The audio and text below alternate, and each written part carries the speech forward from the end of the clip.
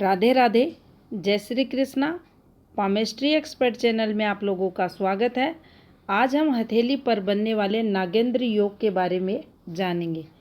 इस योग को हाथ में छोटा जादूगर भी कहा जाता है। कैसे कहा जाता है, कैसे ये योग बनता है, क्या फल देता है, जानेंगे वीडियो में। तो चलिए करते हैं वीडियो को स्टार्ट। तो देखिए, सबसे पहले हम एक फॉर्मेशन बना देते हैं। कुछ इस प्रकार से हमारे हाथ में सर्कल का साइन रहे।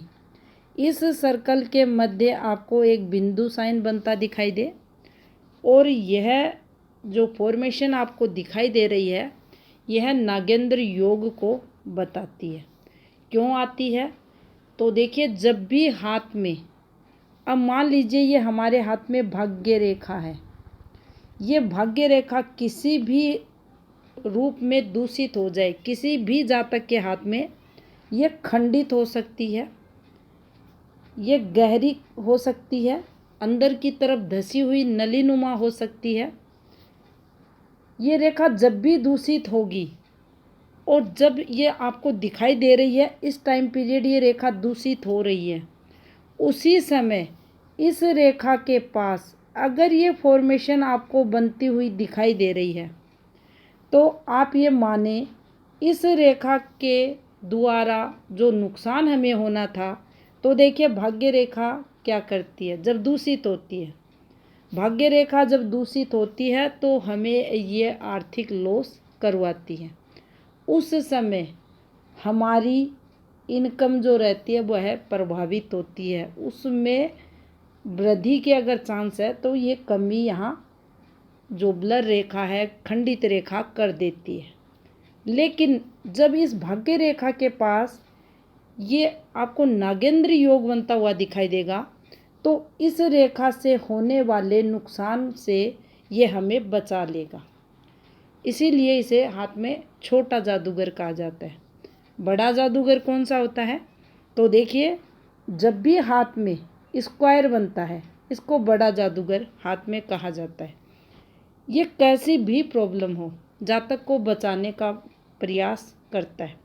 इसका काम रहता है, जब ये किसी पर्वत विशेष पर आता है, उस पर्वत के दोषों को दूर करना, जातक को पॉजिटिविटी देना, उस पर्वत से संबंधित जो गुण रहते हैं उनको बढ़ाना। वैसा ही काम इसका भी होता है।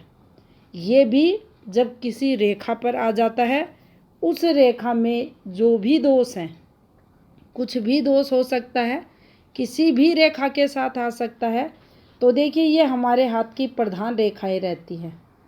इन रेखाओं के पास इसका आना सीधा इम्पैक्ट हमारी लाइफ पर, तो ये बचाव के लिए आएगा वो प्रधान रेखाओं पर। अब इन रेखाओं के साथ स्थायी रेखाएं भी आप ले सकते हैं, जो पर्वतों पर रहती है, जो हमारी हृदय रेखा से निकलती हैं।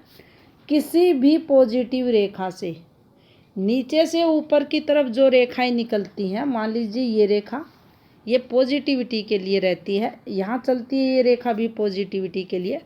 अक्सर इसे इस पार्ट पर देखा जाता है, चंद्र क्षेत्र पर इसको अक्सर हाथ में देखा गया है।